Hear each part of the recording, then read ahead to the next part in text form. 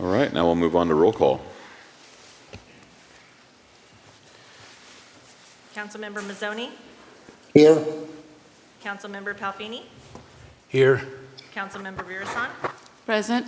Councilmember Wetstein has said that she's running behind due to the fog, and Mayor Parham. Present. I'll make a motion to excuse Melissa till she shows up. I'll second that motion. All in favor? Do we have to do a voice? Oh, you have to do a roll call vote tonight? Yeah. Councilmember Palfini, Yes. Councilmember Virasan, Yes. Mayor Parham, Aye. Councilmember Mazzoni. Yes. All right, now we're on to the acceptance of agenda and urgency items. Do we have any items from the council that need to be amended?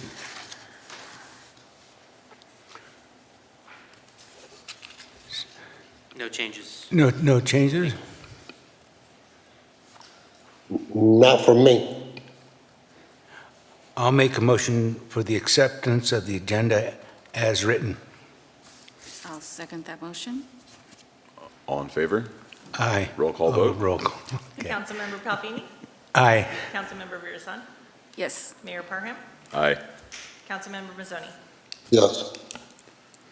All right, at this point, we will take any non-agenda public comment.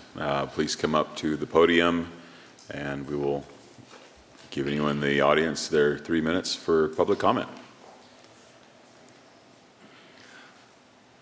James Striegel, 2601 North Old Stage Road. I really like your new digs here. This is a nice place for the meetings. I don't need to say our thoughts and prayers go out to the people who were laid off at the mill unexpectedly. And especially right before the holiday season, it's a heartbreak. And it's a gut punch that this city did not need. And, but businesses do what they have to do. This town was in rough shape before the closure. It's in double rough shape now. We need to have some new projects, some new ideas to bring in business. I think I have something to offer on that. We were going to maybe put my ideas on the agenda for next month. I'd like to push that back to the February meeting, if possible. If that's what you want to do. Yeah, I want to get a few more ducks in a row before I put together the PowerPoint presentation. And I have an idea that could bring in literally thousands and thousands of visitors to this town every year. Provide a tax base for the city, employment, and hopefully some hope for the residents, because right now that's right before the holiday season. To be without hope is a real hard thing.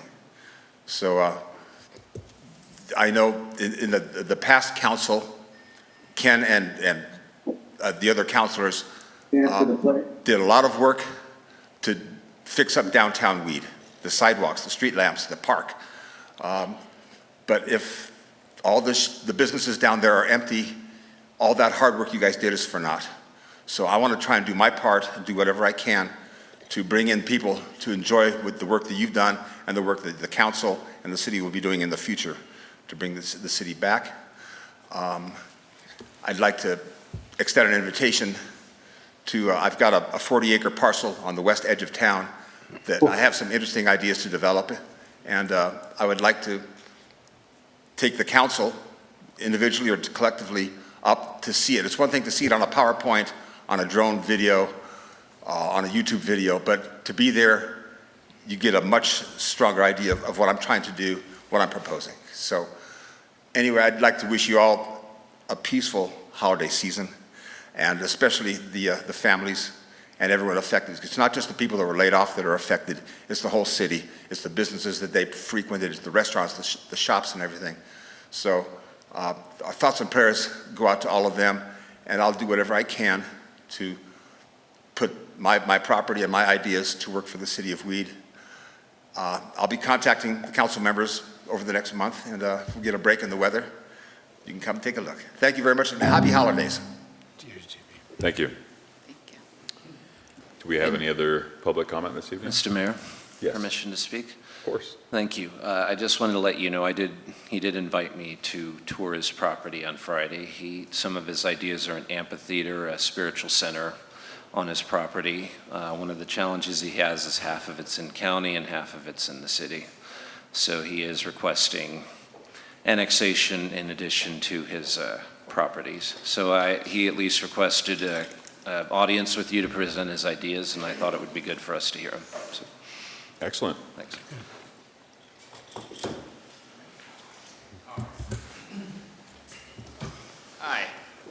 Hi. Good evening. Good For evening. those of you that don't know me, my name is Austin. I'm the director of the Siskiyou Humane Society. Some of you I do know. I just wanted to come up and introduce myself and let you all know that I'm here and that I'm just kind of put a face to the organization. I wanted to let you all know that we are a private nonprofit. We are not associated with like the United States Humane Society or the ASPCA. We're not funded by them. We are what we are here in Mount Shasta, and so we only take in cats and dogs from Siskiyou County. All of our animals come from within this county. I don't have a number for weed so far. I have the data back in my office. It's not compiled yet, but overall for this year, we've had 650 cats and dogs come through the shelter on top of our 7 clinics that we did this year. And we did roughly about 70 to 80 cats and dogs at each clinic. So hopefully next year we're just as successful and we can do a lot more. Thank you. Thank you. Thank you. Of course. Permission to speak again, Mr. Mayor? Of course. I want you to know that Austin did invite me to meet with him, and we had lunch, and then I asked Chief to come talk to us because I want to negotiate an MOU with the Humane Society within the next month or so to have them help us out with animal sheltering and things of that nature to get that off of the police department's plate so they can focus on other things. Chief joined us for that brief conversation, but I will be reaching out to Austin if you're willing, because I think that would be a good partnership to have. Agreed. I think there's a lot of opportunity there to help the community with our issues with Great. stray cats and dogs in need homes. Thank you. Yeah, and we do have 2 MOUs currently, one with Mount Shasta and one with Dunsmuir, and happy to talk about more. Thank you. Thank you. Thank you. That's good. Lots of good news this evening. Do we have any other public comment?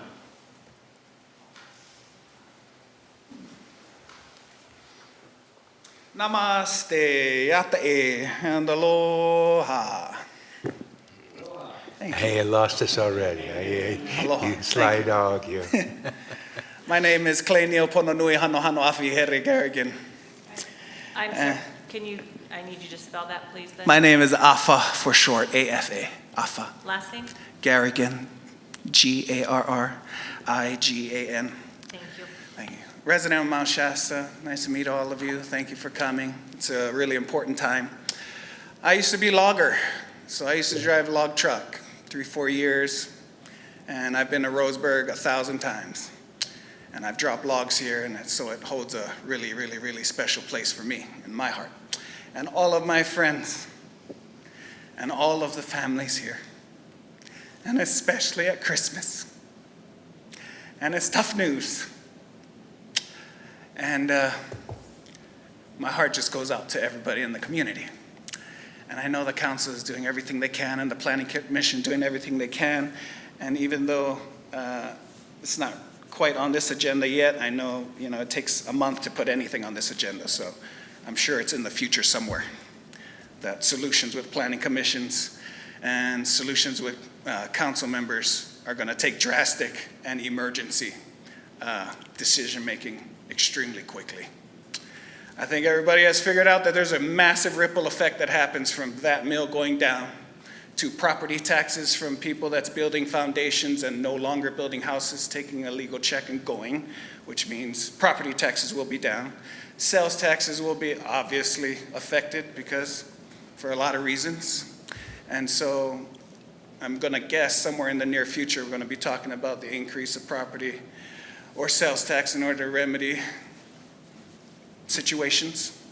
I'm sure you guys already know about Amazon's little thing that's going on, where the distribution of all online sales tax is now going to Reading instead of our small town, which usually is around $1 million to $2 million, depending on every small town.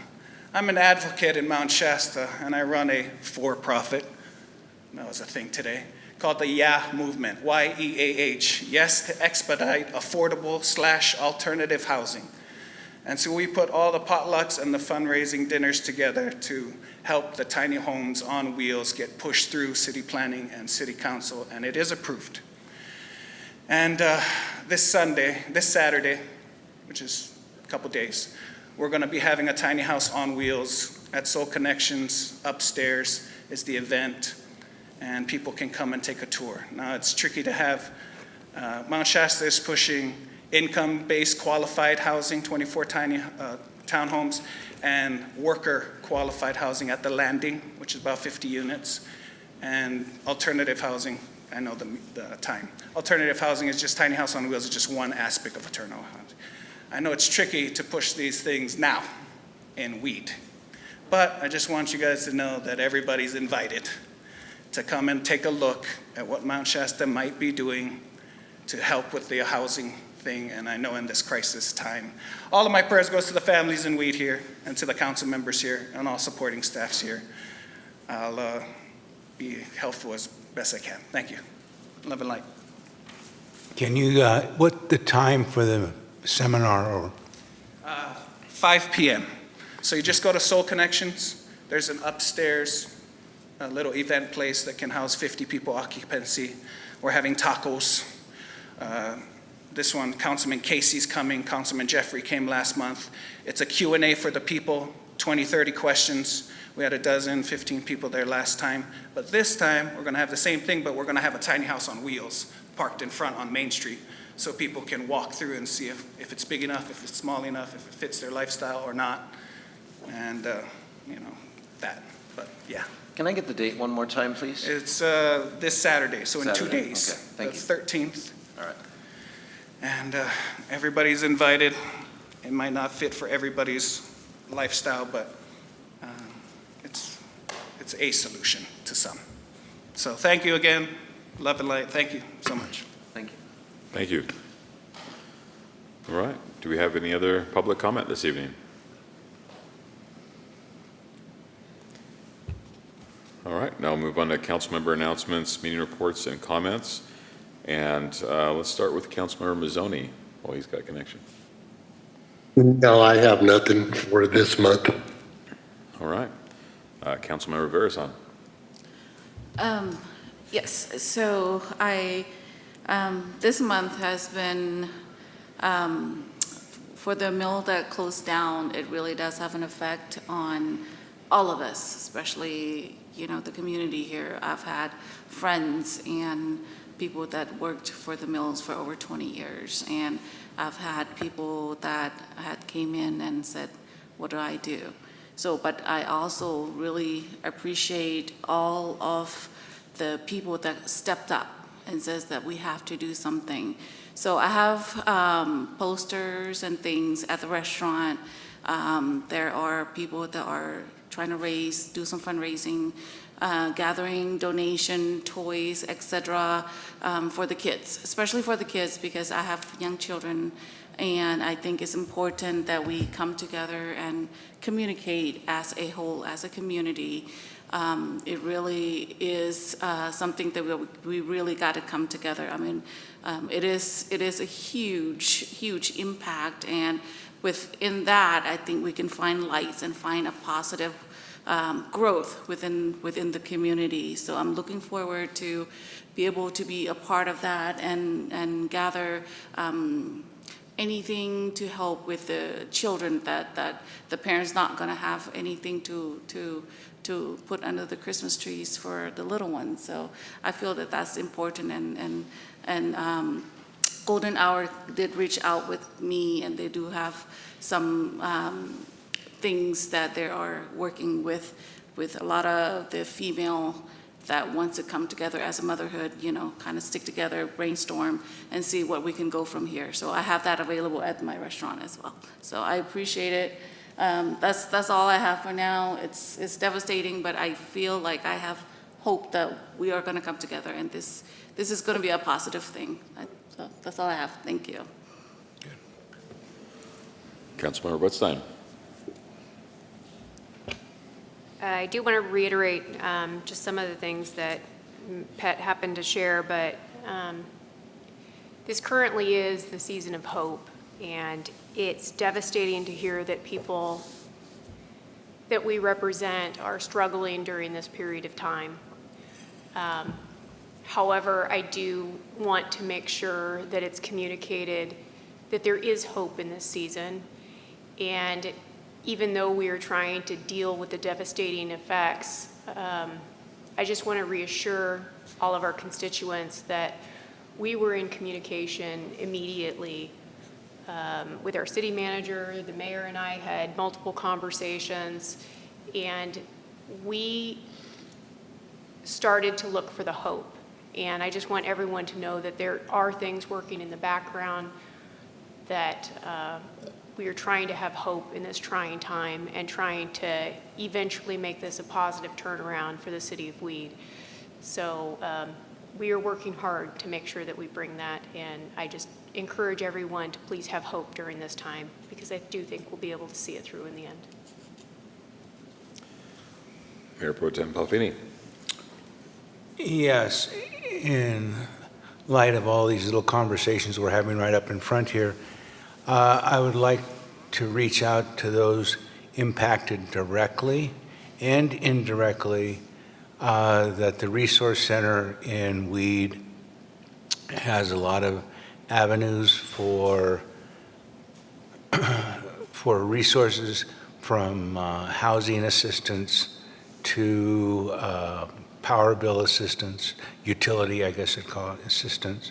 So if there is needs, just show up. We're also working on some food items. We have pallets of food volunteered. We're starting to make arrangements in that cycle, especially during the holiday season. We also are sponsoring a free event this Saturday from 10:30 to 1:30 on resiliency. So when your systems get impacted and are overwhelmed, there's a lot of things that start happening physically and mentally. And so I would invite not only the folks from Roseburg, plus those that were also indirectly impacted. I would also like to ask the staff if they would mind coming, if they can. I would think that we are being severely impacted at City Hall because we have a number of things, not only with Roseburg, but with other things happening right now. And I'm thinking there's a lot of people being overwhelmed with just it's a blunt attack on your nervous system. But I'm also with Pet. Having said that, I'm with Pet and Melissa. There's a lot of hope coming through. We've had challenges before, and I think we will meet those challenges. I moved to town, I think it was in, date myself, about 1980 or 1981, and started to open up a business, and the first thing that happened was IP sold to Roseburg, and I think there was a loss of over 400 jobs. So, been down this road before, but again, hopefully we'll bounce back stronger and better. So. Well, I'd like to start with a positive note and thank the staff and the Chamber of Commerce for coming together to do the old-fashioned Christmas. While I was out of town on business travel, friends and family attended, and I got to see all the videos and photos, and I've heard a lot from people over the last few weeks on that. So thank you all for making that happen for the community and the beautification efforts there. We've heard quite a bit about the Roseburg closure. I do want to thank all of the people in the community that have come together with resiliency efforts, from the Resource Center, the independent businesses, and the volunteers to provide services. And I would strongly encourage our community to take advantage of those. I know it's, a lot going on, but there is a lot of help. There's a lot of resiliency, and it's important that we maintain hope and continue to come together as a community to support each other through this.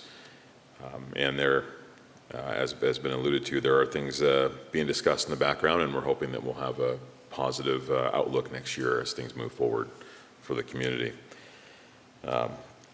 With that, we will move on to the consent agenda. So we'll go through the items here. Item A, administration by motion. Council will consider resolution number 41-2025, establishing hourly compensation for reserve police officers. Item B, administration by motion. Council will consider approving the City of Weed 2026 capital improvement plan. Item C, administration by motion. Council will consider resolution number 42-2025, approving the social media policy. Item D, Public Works by motion. Council will consider approving resolution number 43-2025, accepting completion of the bypass water pipeline supply.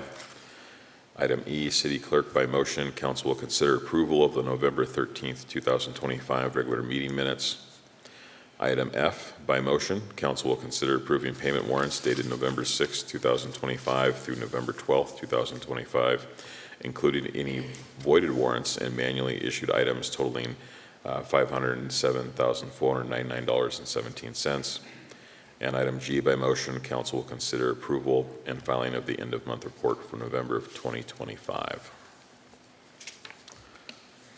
Are there any items that council would like to have removed from consent?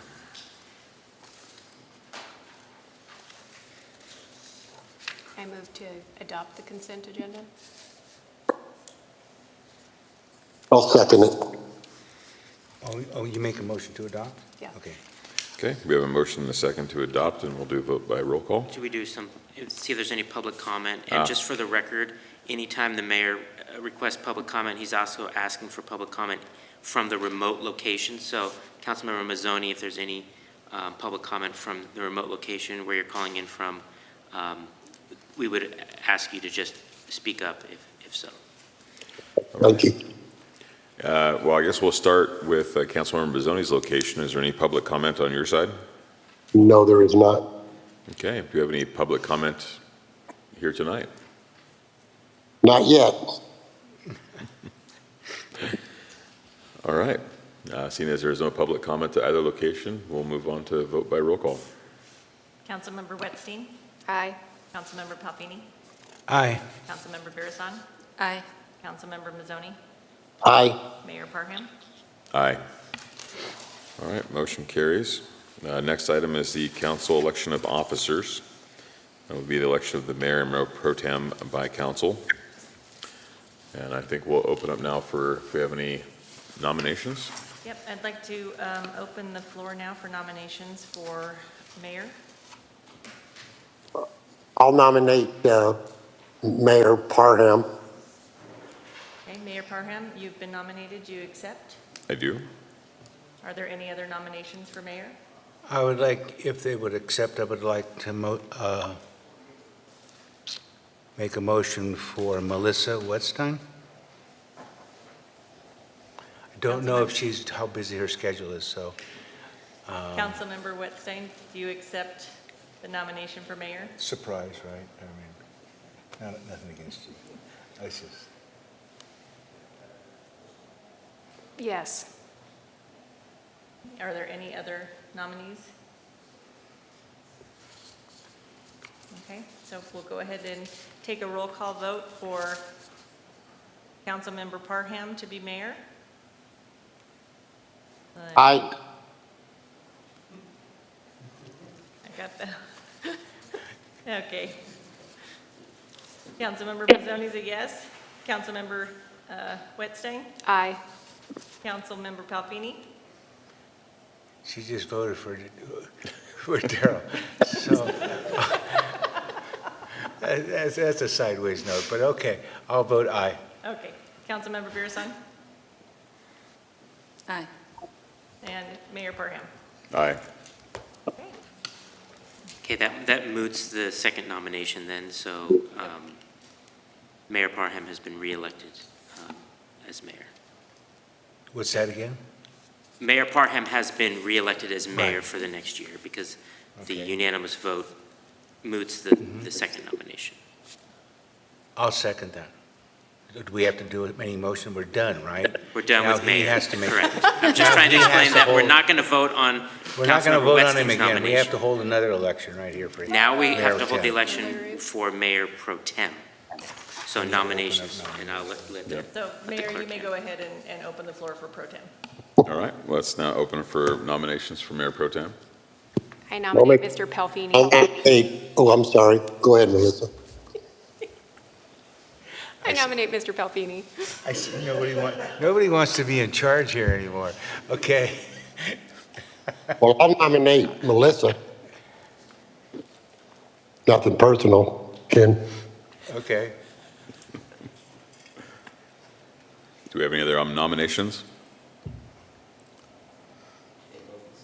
And do we have, we'll start with current Mayor Pro Tem Pelfini. Do you accept the nomination? Yes, I accept the nomination. And Councilmember Whitstein, do you accept the nomination? Yes.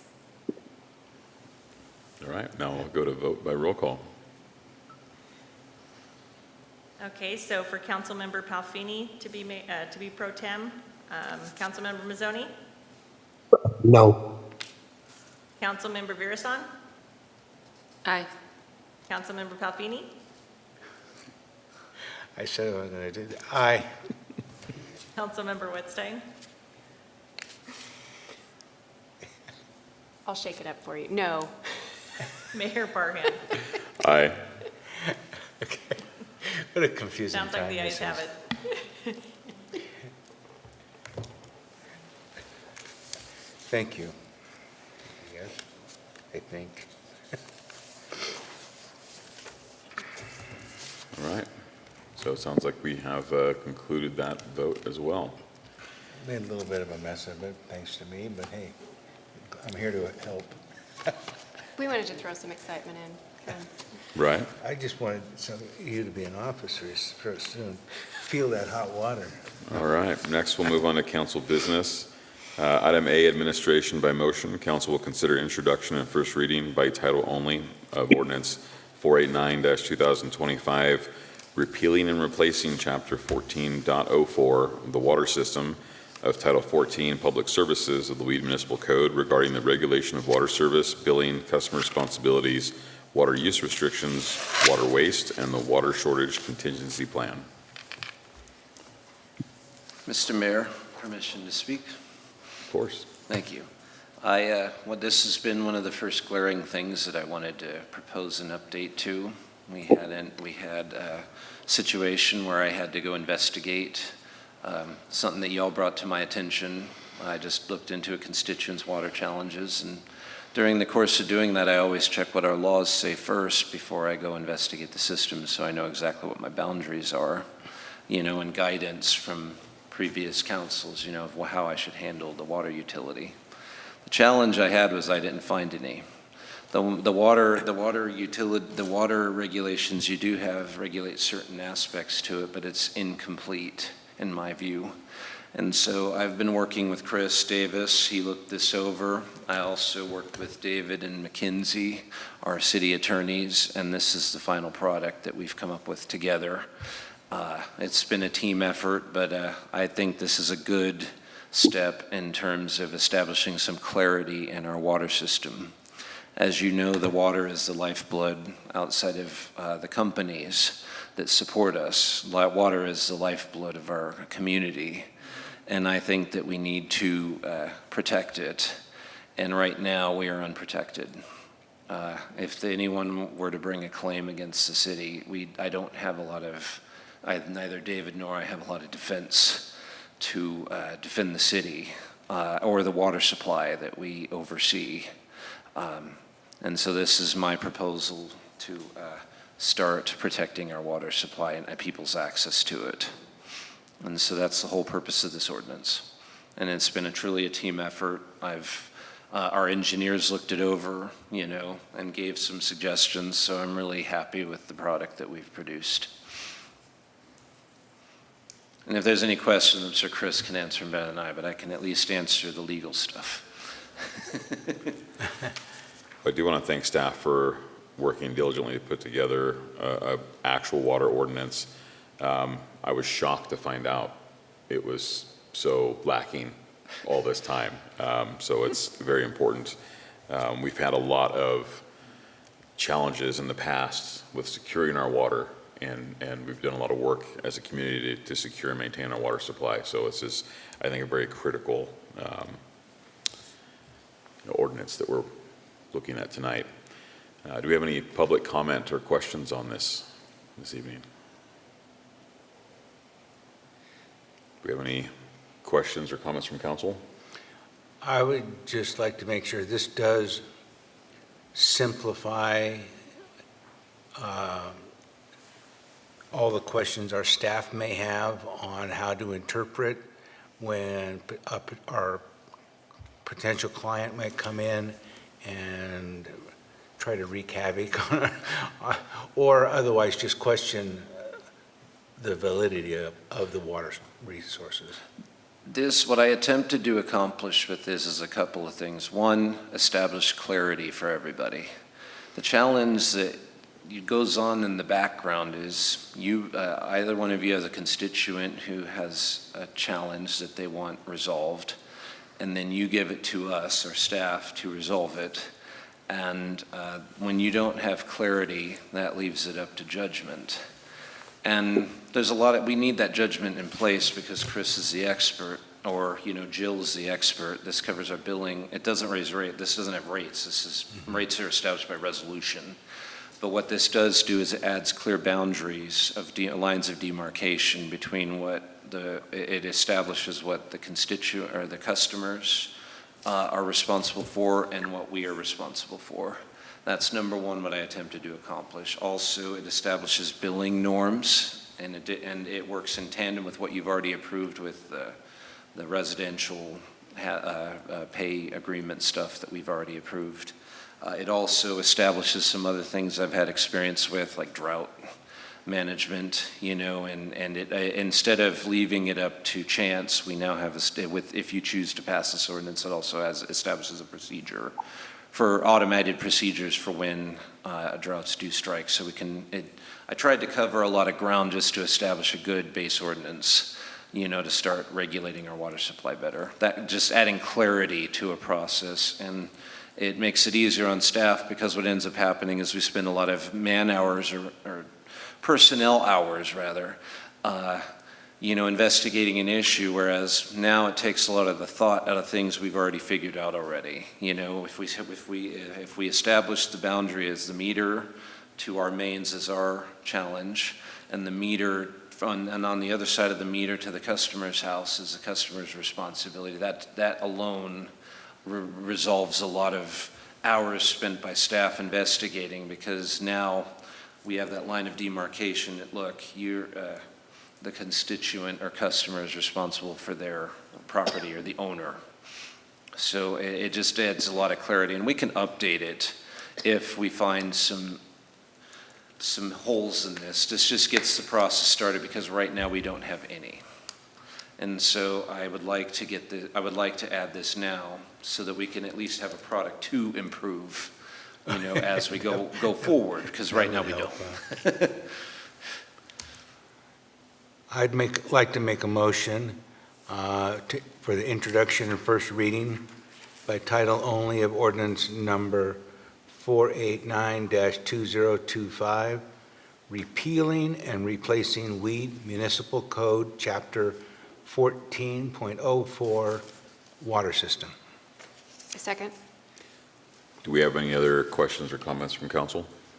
I have one. I talked to the city manager a couple weeks ago about this, and I was personally shocked that we didn't have anything in place like that.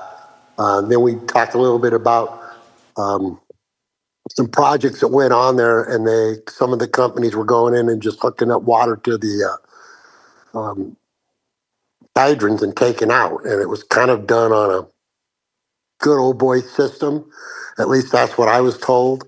But I turned a few of them in when I was out on patrol a little bit, and they kind of handled it differently with meters. But how long has that been going on, and how many years, and how much water was taken out of there without really anyone knowing? So I was totally blown away by this. Was pretty a steady, common thing that was going on. So yeah, we had left ourselves wide open.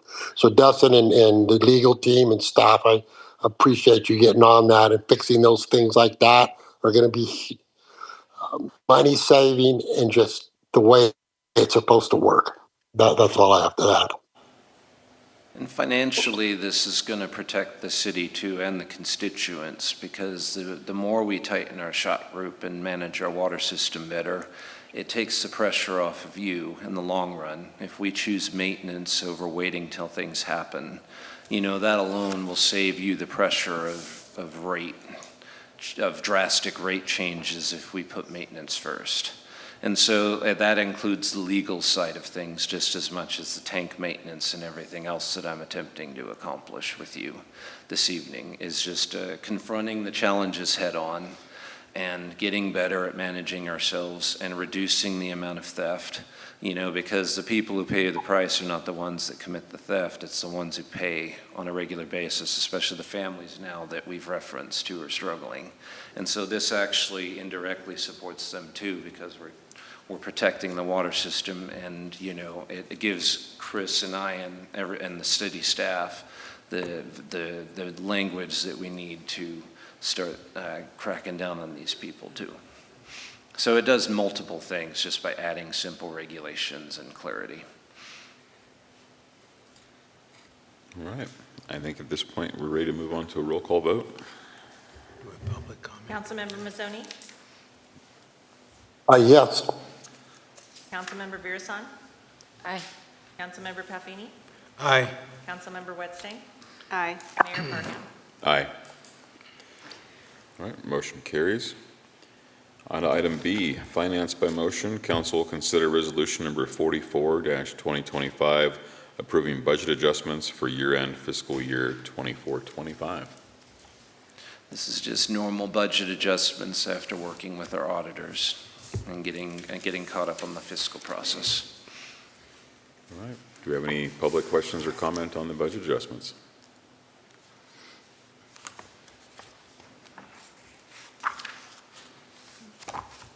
I'm not sure if I'm, AFA. Yeah, No. thank you. I'm not sure if this is the right place to ask the question, but it has something to do with finance, so I'm going to ask it, and maybe I'm in the wrong moment. But I was wondering what the City of Weed's budget total amount that's inside the bank account is today. And then I was wondering how much money do we spend every year? And then, how much money we have left over, really. So how long we can stay alive as a city. And then if we have a really good staff that gets a lot of good grants, God bless them. I'm just looking at future property taxes, and I'm looking at future sales tax adjustments it's going to ripple off, and I'm just wondering what we got in the bank account.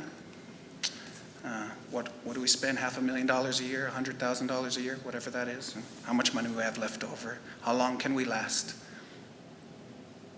as we get more grants, stuff like that? Do you have contact information? I do. If you're willing to wait till after the Okay. council meeting, I'd like Perfect. to get that from you, and I'll start getting those answers for you. It's in here, but I think. Okay. Cool. Thanks. We can Thank you. just give him the whole budget, right? Well, so Answers what all of his questions. So what I will say is that all of the city finances are public. They are on our website and accessible 24/7. I don't know the figures off the top of my head. I'm sure staff can help with that in lieu of digging through the website, but certainly encourage, especially those of you that are 7 followers on YouTube watching from home, to take a look at that.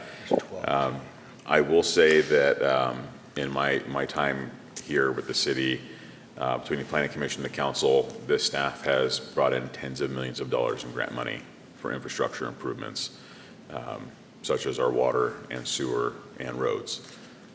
There's a lot of places that would be gravel roads, and we have a lot of places where the fire hydrants wouldn't work during a fire if it wasn't for the millions of dollars in grant money and work the staff has done in the time I've been involved, so. And Mayor. I also don't want to forget, we have partners who help with that. Great Northern has been a humongous partner for us in securing a lot of those grants. So I at least want to let them know about our partnership. Yeah, there's a lot going on in this community to help all of us as citizens to thrive. And Thank you. I would like to thank the staff for keeping us at the lowest sales tax rate in the local Siskiyou area. And so we are we understand the impact of sales tax to our community, and obviously take great lengths with our staff to get grants and other ways to raise revenue and make sure that the city is afloat.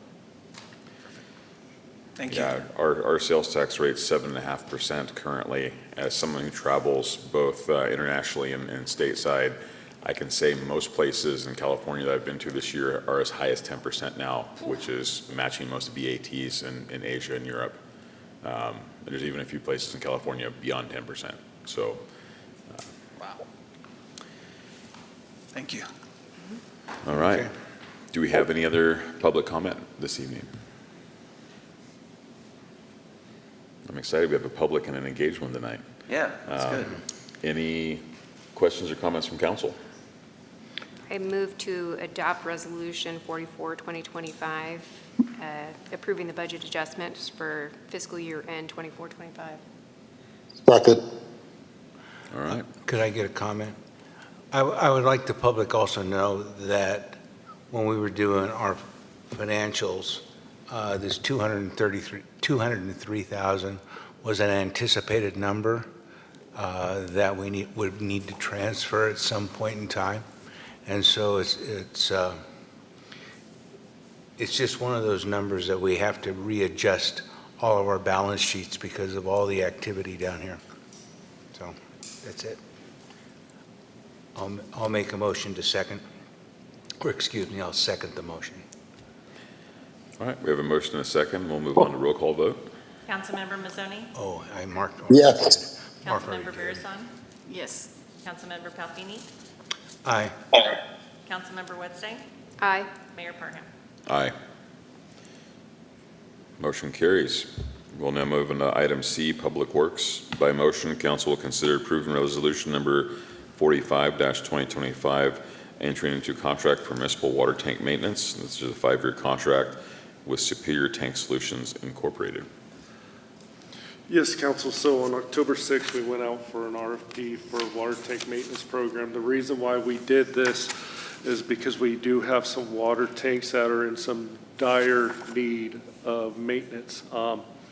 If we don't do something now, it will cost us a couple $1 million to replace this tank. And it's not just one tank, it's multiple tanks that need some maintenance.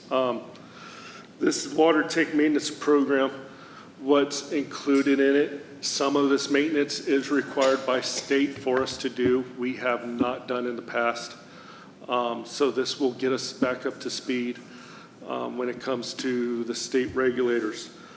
This is a 5-year program. Superior, we got 2 bids, one from Superior Tank Solutions and one from USG. Both of you council members have received both of those packets. Thank you. All right. Do we have any public questions or comments on the water tank maintenance plan?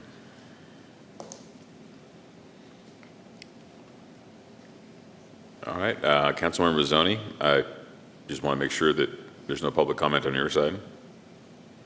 No, I'm good with it. The only thing I'd say was I'm surprised that these weren't maintained sooner. Again, it's something I wasn't aware of, but I'm glad it's all coming to the top now and everything will be taken care of. I do want to thank Chris and Chief. This is something that I got alarmed by just through the tours that they've given me. And so I want to thank both of them for getting me in the loop so we can start confronting some of these challenges. I'll make a comment if I could, Mayor. Of course. That we looked at this problem over 10 years ago. probably more than that. I'm thinking close to 15. I thought we had looked at it, we were going to proceed forward. Apparently, that wasn't the case. Surprise, surprise. But I'm glad Chris is on it now, really am. Thank you.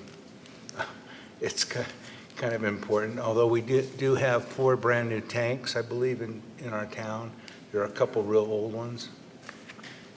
So we got 2 of them. We got the one up at Bel Air, and then we got a new one up on Hillside that was built shortly after the Bulls fire. Now, the one that was already up on Hillside, that was recoated on the outside, but none of the tanks have been cleaned since I've been here. It was well before I got here, since the last time the water tanks have been cleaned. Okay. My question- I kind of knew, that's what we looked for, was maintenance, and we had more than that originally that were in bad shape, so I do appreciate it. Thank you. With this program, what I will expect of this vendor is to not only do the annual inspections, but to make maintenance recommendations, and a lot of these maintenance recommendations should be included in their cost.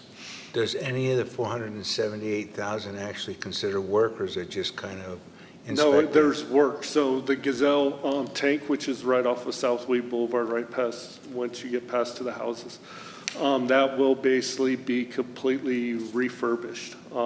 And all the tanks will be brought up to Cal OSHA safety standards also, because right now our tanks do not meet That's that. that's in the 478? Yes, sir. Bargain, thank you. It's partly why I like this program. My question is this going to solve my copper problem at my own home? No. Yeah, you might want to take a look at your piping on your house. I know it's not that, because will it deal with the mineral consistency of the water? So, yes, because of course, like every single water tank, yes, our water is very clean. That's the reason why the state, so there's only, I want to say there's only like 4 towns that do not have to chlorinate their water. We're one of them, or treat it at all. And we do take, of course, our routine samples every month, and of course, the samples that are required by the state on the wells. So yes, our water is very clean, but you also still have that settlement. So yeah, when you don't clean the tank, there's quite a bit of settlement that gets built up. So yes, that will actually improve the quality of the water. Thank you. How many certified people do we have? Actually, we got 3 now. Myself, Trent, and Johnson, who just came over from the city of Mount Shasta. He had his water certificate, so we're up to 3 now. That's good. Excellent. Yeah. Any other questions or comments from council? All right, we'll move on to a roll call vote. Did I have a motion? Yeah, there was already a motion by Melissa, second by Mark, I think. No, that was the last one. I didn't have a Okay. motion for this one. I'll make a We motion. did ask for public comment. Yeah, we asked for public comment. We'll ask a second time, though, if there's any public comment. Apparently, they want clean water. Yes. I'll make a motion to approve the water tank maintenance program contract award. I second that motion. Okay, now we'll move on to roll call vote. Councilmember Mazzoni? Yes, Councilmember Virasan? Yes. Councilmember Palfini? Aye. Councilmember Whitstein? Aye. Mayor Parham? Aye. Motion carries. Our next item, item D, facilities by motion. Council will consider approving resolution 46-2025, entering into contract with, is it Waikiki Restoration Incorporation for City Hall mold remediation. Yes, so thank you. So after direction from the last city council, we moved forward with the RFP for mold remediation. We did do a 7-day RFP for it. We did only get one. We had 2 companies that came and took a look at it. One only bid on it, and the bid's in front of you. Last time I talked to them, they did not get back to me today on when a rough time frame would be. I know that last time I talked to them, they wanted to start next week, and it'd take about a couple weeks for them to complete this remediation. Will there be any impact with the upcoming holiday, or will they able to complete, do you think, based on previous conversations before we reopen in January? I think it's going to be a stretch, especially with the upcoming holidays, for us to be able to open back up in January. I imagine probably like the early week or early part of January, we'll probably be back on open. Okay. But this is extensive, there's extensive work that needs to be done to remediate this. So it is going to take a while. It wouldn't surprise me if it took more than 2 weeks, but that's just my opinion. Mr. Mayor, Chris, just so you know, we have worked on alternatives because we know we have to reopen for our customers. I do want to first thank the library for working with us and for Mountain Valley. I had a conversation with Shannon the other day, and we did have a little bit of we had to make some arrangements because the only spot that I have that is readily available is either here at the community center or at the library. They have a space where our old city attorney used to be. And so they used to see clients in that back room back there, and they've, in order to work with me, the Mountain Valley has moved some patients around so we can at least get our utility office open and city clerk's office open again. So that gives us a little more flexibility on the timing. We've still got one iron to figure out because until we talk to whoever you select for the bid, I don't know. The other open-ended question that I have to figure out with Chief here is the 911 operations. So we've got some ideas there, but until I have a firm plan. But at least we're going to get the utility office back open. The internet folks will be out tomorrow to get that established. And again, I want to thank the library staff for working with us and opening up, and the Mountain Valley, because without their cooperation, it would be a little more difficult. So at least we're making progress there on that front. We're also going to, Chris, I'm missing something. Do we have, Mr. Mayor, do we have the phone number where people is the phone number the same number right now? I've had a question from a few folks as to where could I pay my bill? The challenge we have, the only way we've been able to work around it in the short term is to say leave a message. We're learning that the message isn't as specific as it could be, so we can update that. But we're probably what's going to happen is we're going to post to the public the cell phone for the utility office, and that's how we'll answer calls that way when we Is there reopen. something we could put like on our website, like a star, then it says? Yeah. That's what kind of like. Yes, we can. Thanks. We've got an alert through the App2G app, and we've also posted to our Facebook page. We can send something out with the utility, the next stage of utility bills. So is the best number 5,000 or 5020? You don't want to call Sandy, no. Sorry, Sandy, I It gave you rolls to up. my cell, it's all good.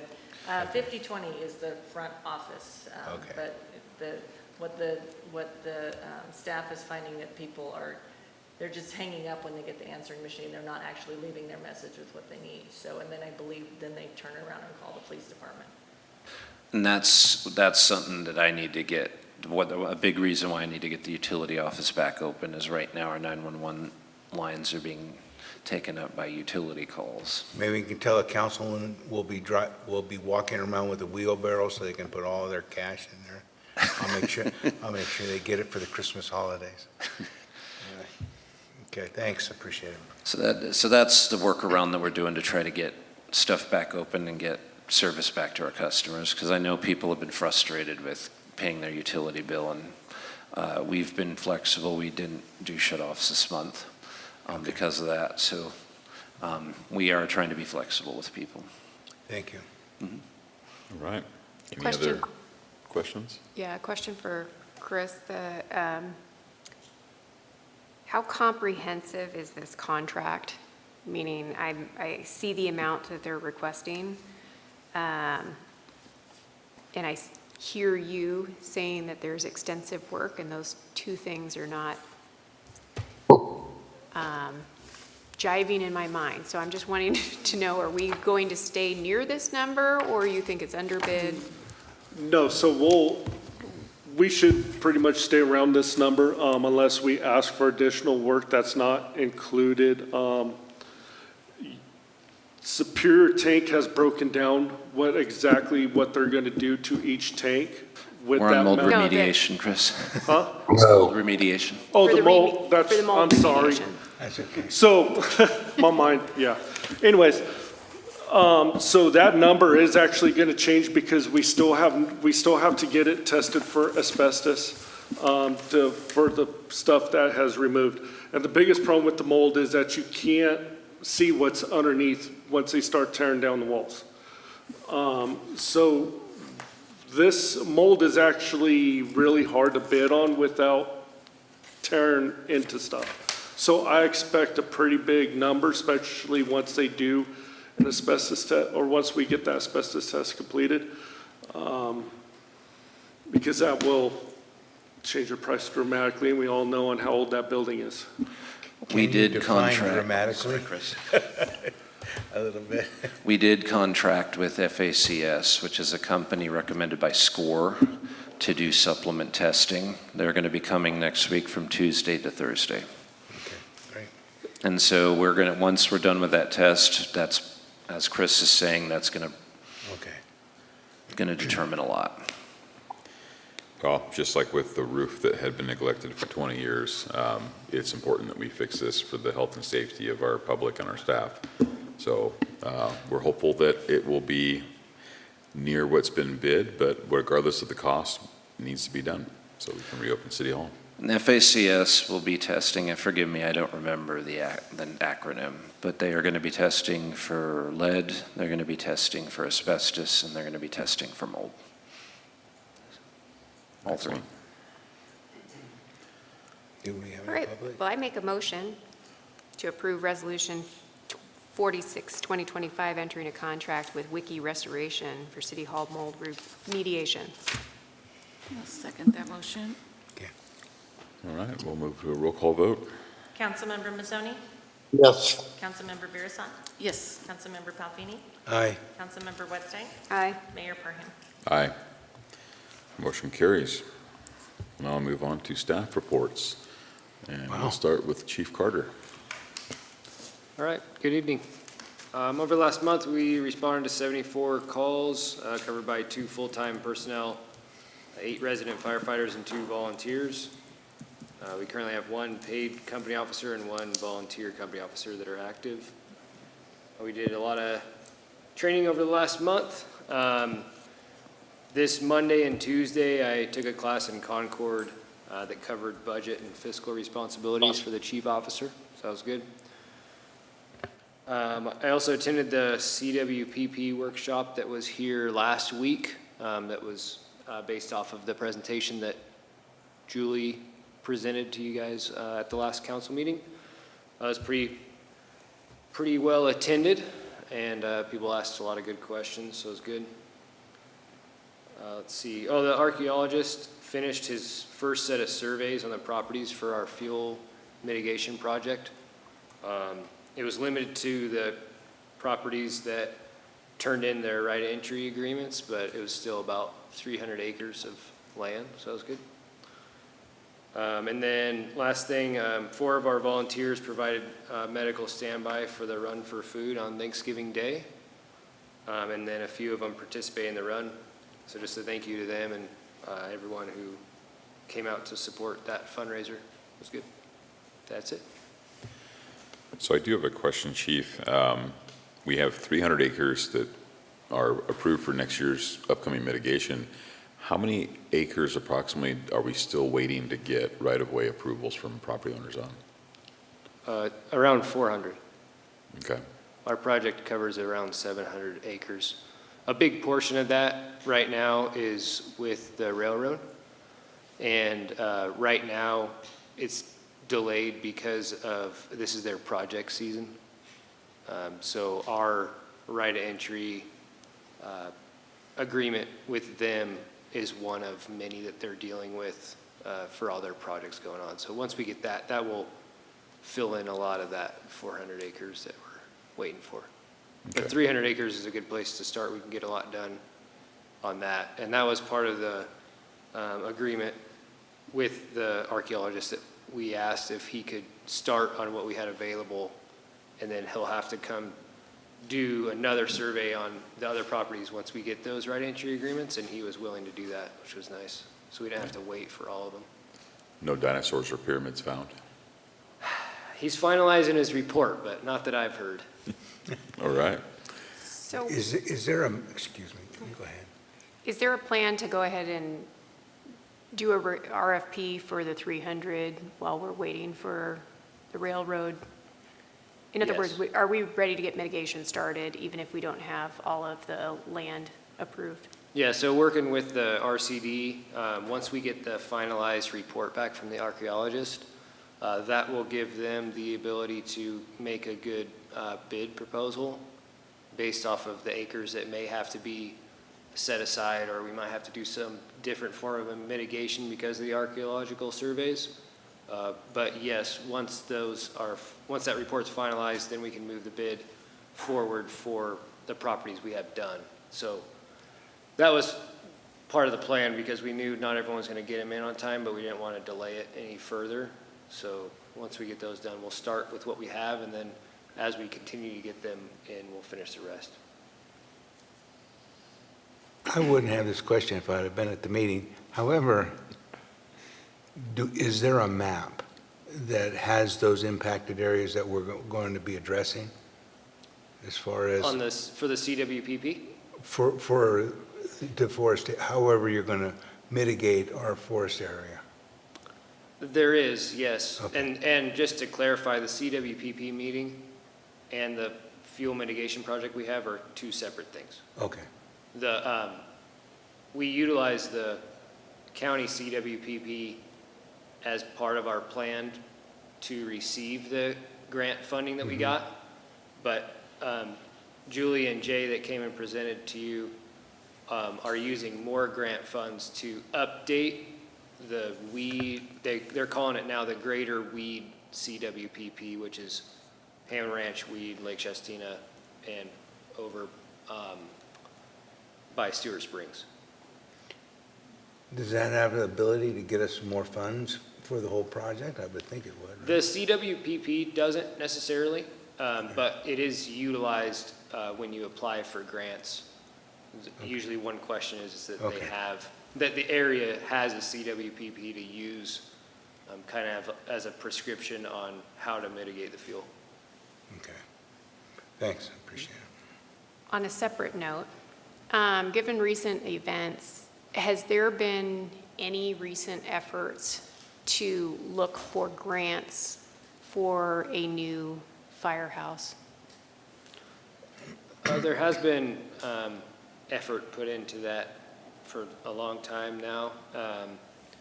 One of the kind of setbacks, I guess you could say, is a lot of the grants require you to own the property that you're looking to build on, and then a lot of them also require plans to already be completed. So we're looking into those grants even more, but nothing has been finalized, or I haven't found one that'll work yet. And I suppose this is a good time to clarify, because I've seen a lot of information on social media and things like that for the folks here tonight and our 7 viewers on YouTube. The current fire hall is on Roseburg property and is through a contract, I believe it was 1992 when that was created between the city and Roseburg for that fire hall. So that is something that we're very much paying attention to right now, as we don't know where things will be in the future with that property and the ownership of said properties. The other thing I do want to clarify for everybody, and because a lot of people that are new maybe to the area or haven't paid attention, is that Roseburg Forest Products land is not within the city limits of the city of Weed. It is actually all sitting on county land currently at the moment. And that's something else that we're looking into. So Just that way, there's no misinformation or questions for the public. And of course, if you have questions, please reach out to city. Is there any warehouse, I mean, obviously, I know in the state of California with trying to move housing, there's sort of prefab plans. Does such a thing exist between CAL FIRE or fire agencies, that there's a prefab type building that accommodates a fire station of our size?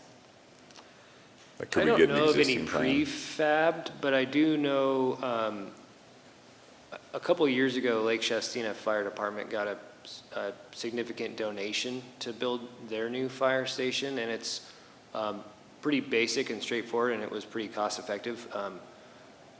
And it's a larger metal building. It would be similar to a warehouse, but that's, definitely something to consider. I would be interested to see if there was somebody willing to share plans for a firehouse. I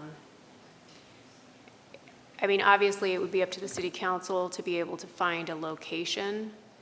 But if we could find a cost-effective way to receive a plan that would accommodate your fire department, or the fire department and the police department, so that we can begin considering whether it's in the best interest to repurpose something or consider significant grants that are available now and supply the city of Weed with a better first responder setup. Yeah, absolutely. And yeah, like I said, we've been looking around for a while, mainly because we've outgrown our facility a while ago. So I'll look into that and see what I can find. Thank you. So I have one more. I'm sorry, did you need to speak? Go ahead. Oh, well, I was going to ask, has Roseburg indicated any point where for anybody that doesn't know, we do have a contract with Roseburg on fire protection. That's my question. And they're currently still operating their cogen plant, am I correct? Mm-hmm. So that still needs protection, but besides that, have we received any notification that they're throwing us out yet or anything of that nature? No, sorry. No, they came to my office and talked to me the day they closed the plant, and I asked that question. They said they have no reason to change anything, and they plan on keeping everything the way it is for the time being. Okay. I don't know how or if that will change once the powerhouse, once they run through the contracts that they have with the powerhouse to stay open. But yeah, that's definitely a consideration. There's currently no, I at least can't think off the top of my head, no place that would house our equipment and our people anywhere. Do we have any indication as to when that powerhouse might or might not? No, they have Okay. not communicated with us yet. Okay. All right. I would like to put in a request that if we do build a new facility, which it sounds like it's becoming more urgent. I would only say it defines a timeline for us, so again, those are kind of nice. Yeah, I think we probably need to start making some decisions before early spring. Yeah, I agree. I agree I with just was that. trying to define how quickly we need to make those decisions. I would like to request if we all share the same facilities. I Okay. like a universal unit better than split. I would also like to see the firehouse a little more central and apparent to Yes. our citizens. Agreed. Yep. Well, we are in contact. Today I had a conversation with Siskiyou Economic Development and as well as our it's Hexa, our county supervisor. Thank you. I've also with Mr. Cobseth. And so I am also on your behalf initiating those conversations regarding the firehouse and everything else. and respond, how we're going to respond to the Roseburg challenge. A lot of conversations. Yep. Welcome to the firestorm, so to speak. Well, thank you, Chief, for your report and answering all of our questions diligently. I know it's, with the recent announcement from Roseburg, it's all in the forefront of everyone's minds. Director Davis. I got nothing for you tonight. Thank you. All right. Chief Mayberry. Next week will be our 20th Shop with a Cop. This is our Weed PD one. It's not the one that they do up at the in Wairika. It's 20 years that we've been doing that. We take anywhere from 7 to 10 kids yearly on that, and they look forward to it. I've already had several people ask me about it. I just want to thank the unnamed group that every year puts together the Christmas baskets. We had signups last week. Had quite a few turn out on the first day, which is just a sign of the times. They don't want to be mentioned by name, but they know who they are, and I just thank them for all their efforts for putting that together. They'll be giving those out a week from tomorrow as well. So it'll be a busy day next week. All right. Well, Are you still taking donations for Shop with a Cop, or is that over? So we've actually had some pretty good donations, and then when I became the chief, I left the program in a pretty good standing. So we haven't been as aggressive about seeking donations lately because we've had some people that have just given without being solicited. We do take donations year-round if anybody wants to donate to that. But you just haven't been receiving the letters because we've been ahead of the game a little bit and not having to go out and find donors. So. okay. How many kids do you have in the program this year? Well, we usually anticipate 10. The last number I had heard from the elementary school was 7 this year. So that's what they're letting us know. But that can always change day of. We've shown up and had less. We've shown up and had more. So, and we always deal with that. We anticipate, being able to cover that. All right. Thank you. So I could be equally fair with my peppering of questions. Have you, Chief, been looking for any grants for potentially moving the police department from its current location? There's not very many police grants out there. Most everything lies on the fire side. The only things that we've ever been able to find are loans. Those are usually through USDA rural loans. I've never seen a grant specifically for police department in my time. I mean, there's small grants like the one we got to update the gym that our fitness center. We call it a gym, but it's a room, it's a fitness center. Those exist, but as far as a full PD, I've never seen one that would.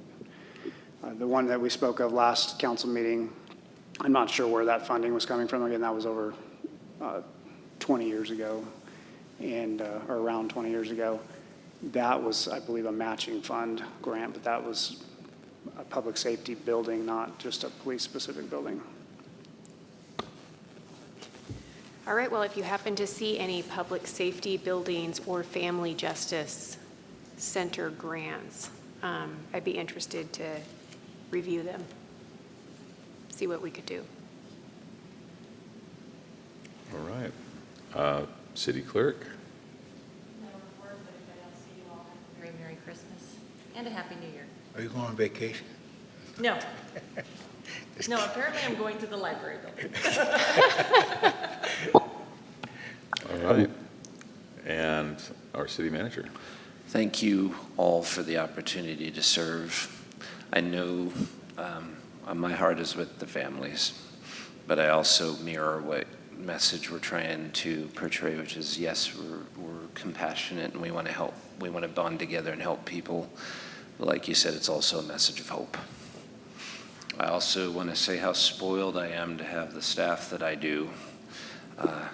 I wouldn't have been able to accomplish or report to you or the public anything that I've accomplished, whether it be the water ordinance or cleaning up City Hall or fire mitigation or any of that stuff, unless I don't have a good supporting cast. I want to thank them for allowing me to.